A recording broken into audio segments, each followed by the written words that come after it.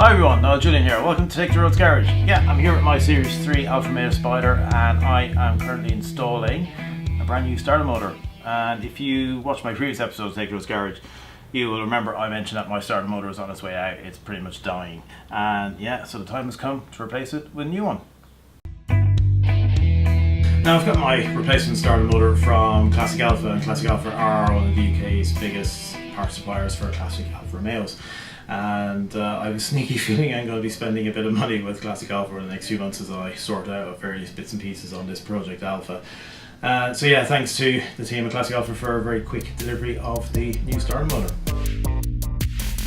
Now, the starter motor itself on this car, this is a right-hand drive Series 3. Originally it was left-hand drive because they all left the factory left-hand drive, and this one was converted over to right-hand drive for the UK market.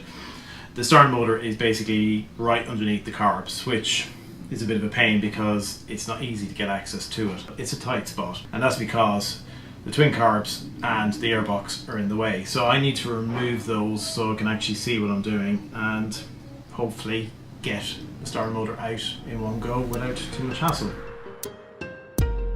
Just one bit of advice before you start any work on a car that's related to the ignition system or electronics, and to be honest, anytime you work on a car, it's always a good idea to disconnect the battery, and that's what I've done. I've disconnected the battery and I've actually physically removed it from the car as well. So I better get cracking, get my tools out and start taking parts of this car.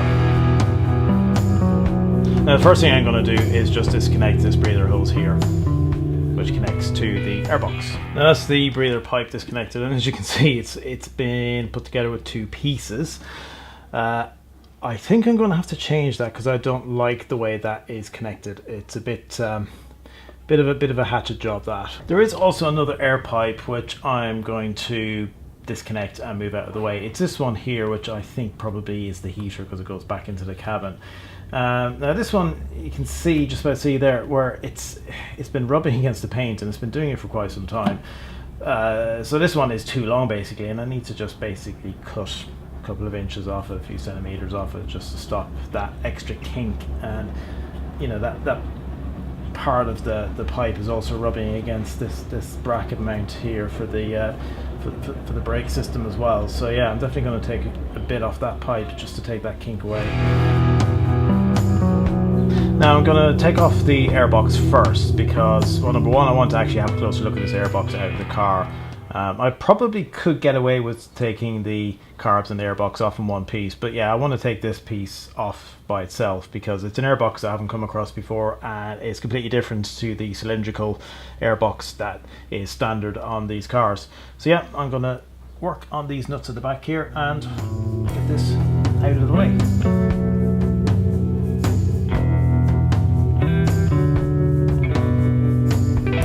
So there we have the twin Del Orto carbs in all their glory, and the little gaskets, which I will carefully remove because I don't want to lose these. So if you look down straight ahead, just to the right of my little round LED light there, you can just about make out the cylinder part of the starter motor. So as you can see, it's still fairly well hidden, and I have a sneaky feeling that the carb is going to have to come off for me to get access to it. Now before I take the carbs off themselves, there's a couple of other things I need to remove.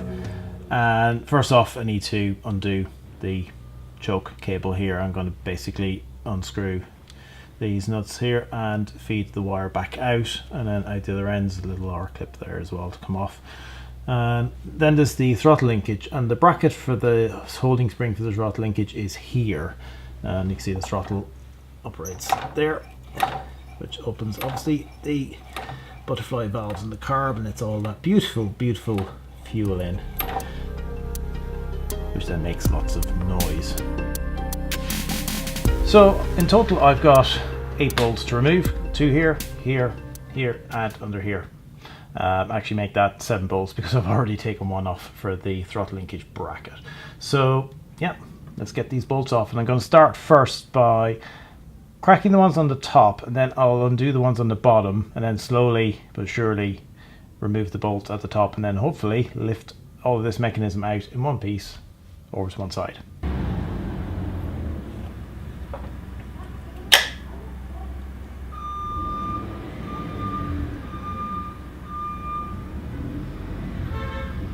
Now, there's the starter motor. I can just see it. Let me see if I can leave the carb just there to one side. Now, as I remove the carb, the connecting plate between the throttle pulled out, so I should hopefully be able to put that back in fairly easily. Now, what I've just done here is to disconnect the fuel hose running from the fuel line here to this carb and then on to the next one, because that has allowed me to see better the throttle linkage plate, which is still attached to this carb. Now, I can't swing this carb out of the way because the throttle linkage plate is still attached and the linkage arm is underneath. So what I need to do is just basically slowly undo that nut there and move the bracket out of the way. There's a little washer at the back of the nut as well, so I need to make sure I don't lose that one.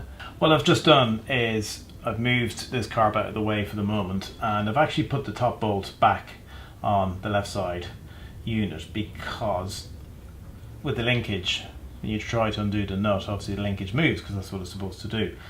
So to keep the carb in place, I put the nuts back on, not too tight, just to hold it in place, and that allowed me then to put my hand on the bottom of the linkage arm, keep it tight, and then I was able to undo the nut at the top, which I've just taken off now, and got the little spacer washer at the back, which I do not want to lose.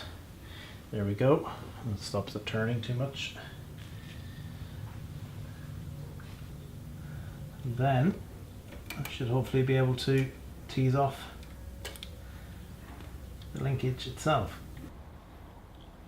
And daylight. And there we have it, the offending article, the starter motor in the Alfa Spider.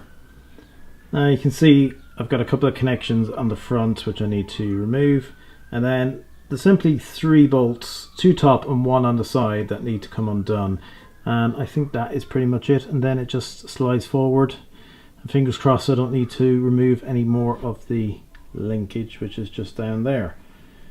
So alright, we're getting there, slowly but surely, we're nearly there.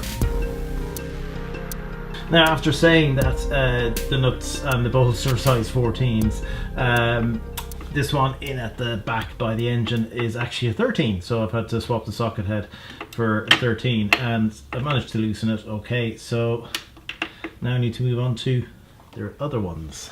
Now, this bottom bolt is quite a long one, so what I've done is I've switched for a long socket and a short bar, because the former arm of the old Airbox is still there, and obviously the linkage is in the way as well, so just to make life a bit simpler, I've gone for the short one, and that bolt is coming away.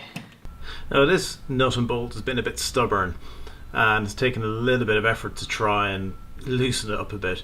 Basically what I had to do, I had to put the socket on the right side, size 14 socket, and then a size 13 spanner on the other side to hold the nut as I cracked the bolt.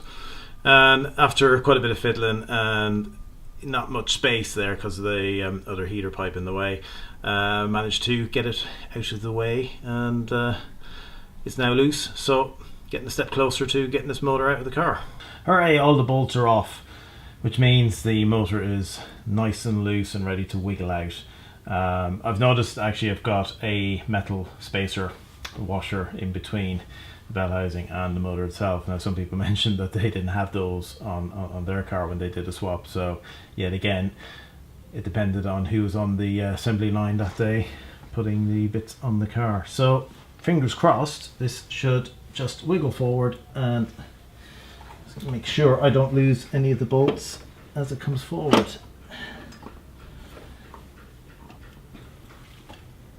And watch the washer as well. So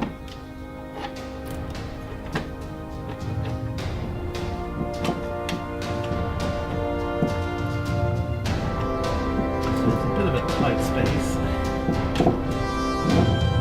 but there we have it. Hooray! So here we have both motors, the old one and the new one from Classic Alfa, and as you can see, the one I got from Classic Alfa is a lot fresher looking than mine. This old one has definitely seen better days. You can see it's had a bit of abuse over the years, quite a few strike marks here and here, and I would say that big one there is probably done by a screwdriver with a large hammer on the other end. So yeah, this car definitely had a starter problem for quite a while, I think. But it's also interesting to note as well that the replacement motor is just a little bit shorter, which is good news. It is, I think, diameter wise a bit fatter as well, so I'm hoping it should just slide back in without too much fuss. Now, one thing I need to do before I put the new motor in is to take out this old bolt here from the old motor and position this in the new one. There we go, because these bolts have to go back in exactly the same order that I found them in. So that's in. Now it's time to get this new motor in. Hooray! Right, let's fit this new motor in the car. Now it should hopefully just squeeze down past the linkage and in like so. Now to make sure these bolts line up as they should. Now I've run into a little bit of an issue. The top nuts have tightened up very well, the bottom one less so, and that's because this replacement motor, the body is shallow, very short here basically, where the long bolt comes out, which means I can't fit a long socket onto it and have the ratchet attached at the same time, because there's not enough room there, and I can't get a spanner onto it as well because the space is so tight. I mean, directly opposite is a very large nut, so that's a bit of a pain.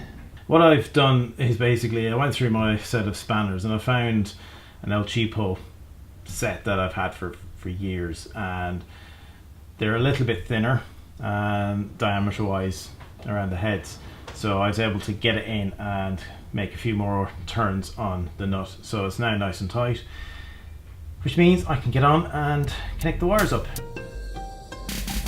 Now that all the wires and everything are reconnected to the starter motor, it's time to put the carbs back on. Hooray! Right, I'm pretty much there. The starter motor's in, the carbs are back on, everything's linked back up again, and all I need to do is reconnect this fuel hose here and refit the air filters. But to be honest, for this test right now I won't re-plug in the air filter. I can do that later. But yeah, I'll just tighten up this fuel hose, do a last minute check on everything to make sure I haven't missed any nuts or any bolts, and before I reconnected everything up as well, I took a chunk off this pipe here, so it's no longer rubbing against the paint there.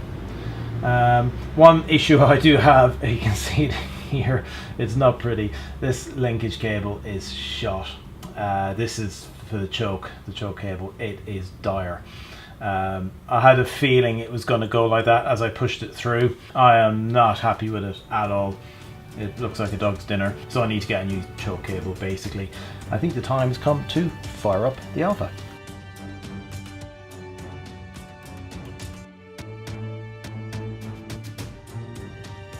And the moment of truth is here. I've got my keys, battery's back in the car. Let's see if this Alfa will start. Got to turn off the immobilizer first.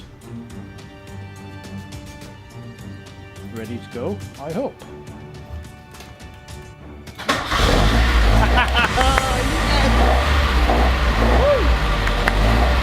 Wow, I can't tell you how brilliant it is, how satisfying it is to have a new starter motor in a car. This is fantastic. The old starter, it just cranked and cranked and cranked and cranked, and it took forever to get going. And it's such a relief that this car fires up first time. As soon as you turn the key, boom, up and goes. Now let's see if it'll start again.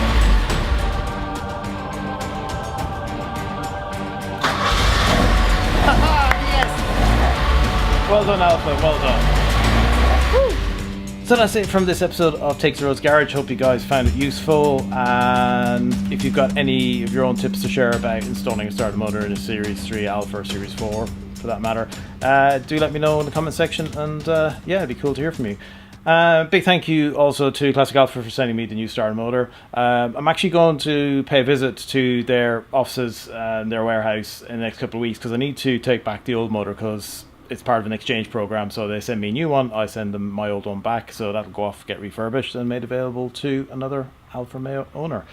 So yeah, thanks for watching, guys. Don't forget to follow me on Twitter and Facebook, and I'm on Instagram as well. And if you like these films that I'm making, it'd be great if you could become a patron of me on the Patreon website.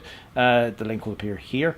And yeah, take care, guys. I'll see you on the next episode of Take the Rose Garage. Take care. Adios.